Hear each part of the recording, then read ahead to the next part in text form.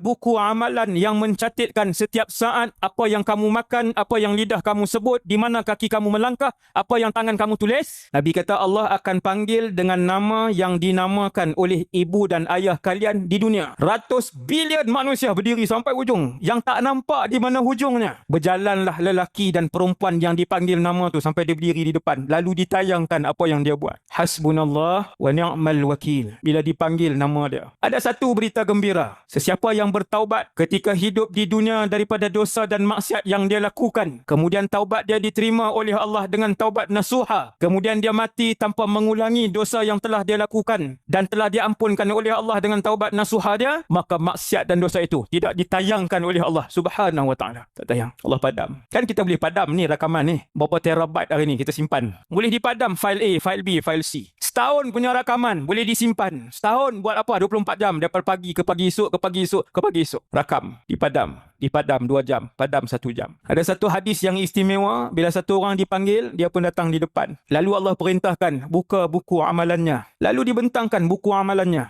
Panjang buku amalan itu sejauh mata memandang. Di mahsyar, panjang dan lebar buku amalan yang mencatatkan setiap saat apa yang kamu makan, apa yang lidah kamu sebut, di mana kaki kamu melangkah, apa yang tangan kamu tulis. Panjang buku itu sejauh mata memandang. Allah Ta'ala kata buka buku dia. Lalu Allah sebut, Iqra' kitabak. Ni ayat Quran tau. Kafa binafsikal yawma alaika hasiba. Buka buku amalan kamu, baca. Lalu orang yang dipanggil namanya pun, dia pun melihat buku amalan, dia pun tengok buku amalan. Bukan di tangan lah, panjang buku dia tengok. Allah Ta'ala tanya, ada alasan? Aku bagi rumah kepada kamu, aku bagi kereta kepada kamu, aku bagi kenderaan kepada kamu, aku bagi pekerjaan kepada kamu. Kamu sihat tubuh badan, kamu berakal. Kita jawab tak ada alasan. Allah Ta'ala kata, Iqra' kitabak, baca buku amalan kamu. Allah tanya, apa yang malaikat aku terlepas pandang yang tidak dicatatkan? Ni rakam. Tidak ada perkataan yang saya sebut sekarang selama 1 jam yang tidak direkam. Semua rakam. Allah Ta'ala katanya dia, ada tak yang tidak dicatat oleh para malaikat aku? Para malaikat yang tidak tidur, para malaikat yang tidak lemah,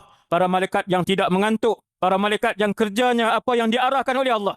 Raqibun atid. Allah hantar tiap-tiap orang ada 2 yang merakamkan 24 jam. Sampailah orang itu menghembuskan nafas yang terakhir. Raqibun atid. Dia menulis dan merakam setiap apa yang kamu lihat. Tengok dengan mata. 24 jam dia tulis. La ilaha illallah. Dia merakam dan menulis setiap perkataan yang suara yang kamu dengar. Tiap-tiap minit. Allah panggil, lalu ditayangkan. Lalu Allah tanya soalan yang seterusnya. Ada tak malaikat aku menzalimi kamu? Kamu dah tengok apa yang kamu buat? Apakah catatan di dalam buku itu malaikat aku menzalimi kamu? Kita kata tidak ada. Tak ada siapa boleh bayar malaikat, tak ada siapa boleh rasuah malaikat.